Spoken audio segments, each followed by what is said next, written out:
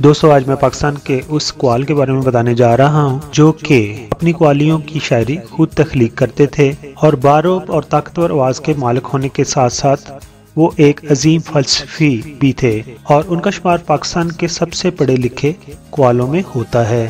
جی ہاں، میں بات کر رہا ہوں عزیز میاں کی۔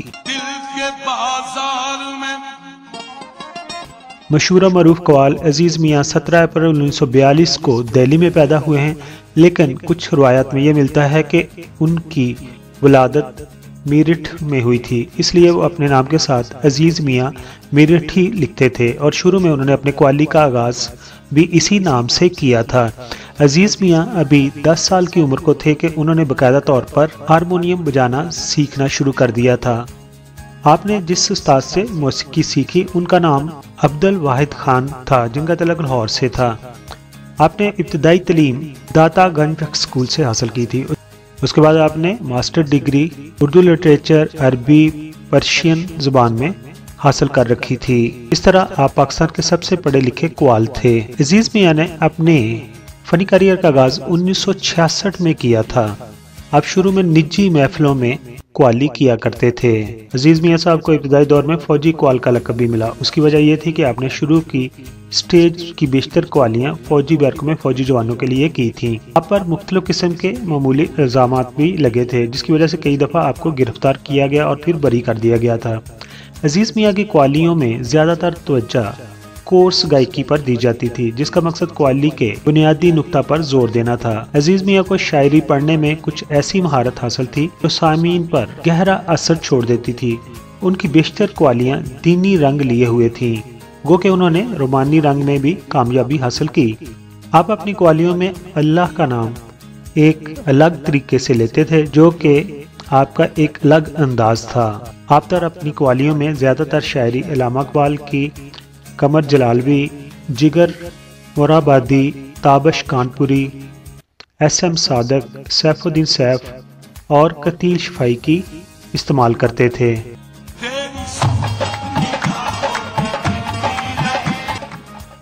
دوستو عزیز میاں کو اپنی قوالیوں میں دینی اور صوفی مسائل پر بحث کرنے میں مہارت حاصل تھی۔ وہ براہ راست خدا سے ہم کلام ہوتے تھے اور اشرف المخلوقات کی قابل رحم حالت کی شکایت کرتے تھے۔ وہ خدا سے ہم کلام ہونے والی قوالیوں میں زیادہ تر علامہ اقبال کی شاعری استعمال کرتے تھے۔ دوستو اب بات کرتے ہیں عزیز میاں کی چند مشہور قوالیوں کی، تو ان میں شامل ہے تیری صورت نگاہوں میں پھرتی رہے، عشق میرا ستائے تو میں کیا کروں، اللہ ہی جانے کون بشر ہے، نبی نبی یا نبی، بہت ہی پیاری یہ قوالی ہے، آدمی ہے بے نظیر، میری داستان حسرت، بے وفا یوں تیرا مسکرانا بھول جانے کے قابل نہیں ہے، ان کی آنکھوں سے مستی برستی ہے، آسمان سے اتارا گیا، وہ دل ہی کیا جو تیرے ملنے کی دعا نہ کرے، حشر کے روز میں پوچھوں گا، اور مشہور قوالی شرابی شرابی شامل ہے۔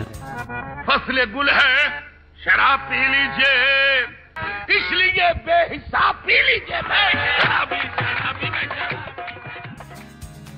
دوستو اب بات کرتے ہیں عزیز میاں کے ایوارڈز کی، تو آپ کو پہلا ایوارڈ 1966 میں اس وقت ملا جب آپ نے انٹرنیشنل پرفارمنس دی اور شاہ ایران یعنی کہ محمد رضا پہلوی کے سامنے آپ نے پرفارم کیا تھا۔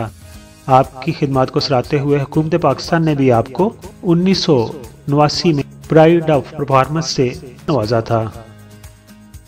دوستو اب بات کرتے ہیں عزیز میاں کی ازدواجی زندگی کی، تو آپ شادی شدہ تھے اور آپ کے 12 بچے تھے۔ آپ کے 12 بچوں میں آپ کے 9 بیٹے تھے جبکہ 3 بیٹیاں تھیں۔ آپ کے بیٹوں میں امیر خسرو، شبلی، جنید، تبریز، عمران، نعیم، اسلم اور فرحان وغیرہ ایسے ہیں کہ جو کہ آپ کے فن کو لے کے آگے بڑھے ہیں۔ نارتھ امریکہ میں جب عزیز میاں کو ٹرائیبیوٹ پیش کیا گیا تو اس میں آپ کے بیٹے تبریز نے ہی پرفارم کیا تھا۔